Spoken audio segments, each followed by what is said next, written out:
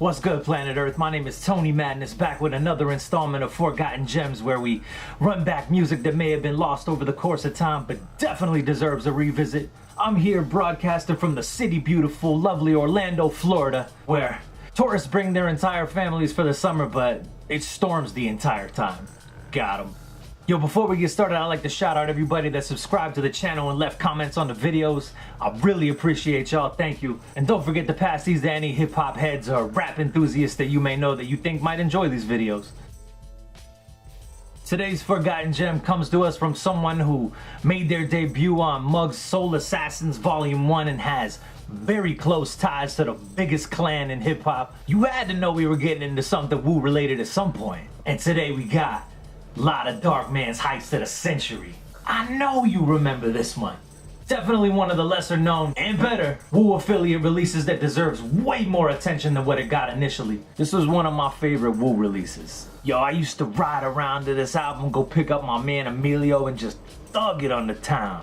Heist of the Century released in 1998 on Supreme Team Entertainment and Wu-Tang Records, and got a semi-decent amount of love and buzz from the real Wu fans and hip-hop heads from a relatively unknown rapper at that time. Born in New York and relocated to Grand Rapids, Michigan to avoid trouble and finish school, a lot of Darkman ended up back in New York and became affiliated with Raekwon and built that Wu-Tang connection that really helped with the release of his debut album. I know a lot of you remember As the World Turns with the Chef. Banger. Doing its runs and getting spins well before the album dropped.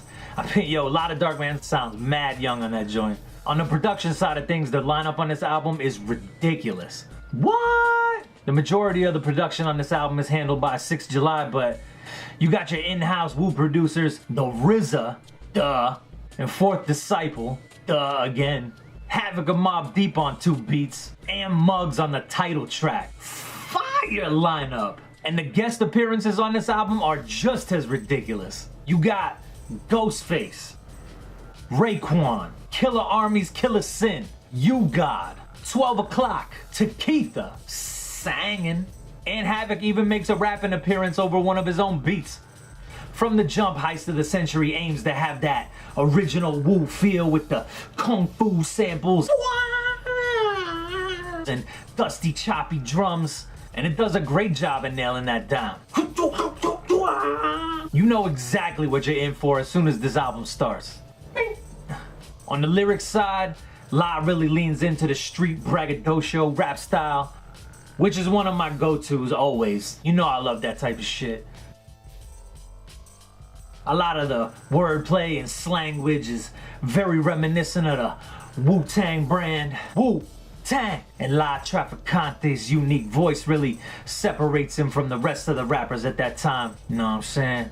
As far as standout tracks go, standout track! Your man Muggs with another win on the title track featuring Killer Sin, proving once again why DJ Muggs has always been my favorite and continues to innovate. La and Sin go back and forth with a full-on heist tale over this neck breaker of a beat. Killer Sin is definitely the MVP on this joint. Once again, I have always taken lyrics and flow very seriously, and Killer Sin bodies it on this one. What's funny is I couldn't even remember what they were trying to steal from the government or whatever, but it's such an engaging, raw joint that who gives a shit? We on the way out, our future laid out, our brain scrambling, Arnez, break a cold sweat but never panicking. You could honestly just skip to this one as soon as you put the album on. It's worth checking out immediately. It should be noted that RZA's only contribution to this album is a beautiful one. Polluted Wisdom is the story of a young, thugged out female where everything just goes wrong, as it should in any good story. RZA just knows how to bring the emotion out of you with his production. The beat stands out on its own amongst all the rest of the tracks on the album. Overall, this is a very solid and proper Wu affiliate release. It features stellar production and guest spots from some of your favorite Wu members, giving it that official WTC stamp and not feeling like some off-brand knockoff shit. I always thought it was mad creative how he flipped the Wu-Tang logo into a mask. So if you're all about anything clan related or just want to hear some street storytelling and bravado,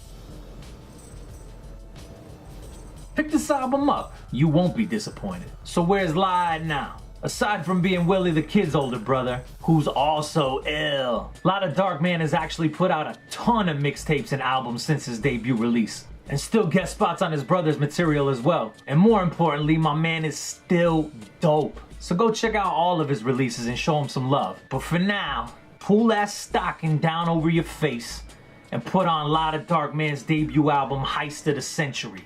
Another forgotten gem that deserves some play in your whip while you drive down back blocks with the chain out. Again, my name is Tony Madness, and if you like what I'm doing, don't forget to subscribe to the channel. And you can follow me on Twitter at Mr. Madness or Instagram at Tony Madness. And if you got ideas for future episodes, just throw them down in the comments, yo. I'll definitely check those out. And again, if you know any hip-hop heads or rap enthusiasts that you think might enjoy these videos, share them a link. I'd truly appreciate that. So throw me a thumbs up, hit that bell so you know when I drop new videos, and come check me out next time when we run that back. Peace.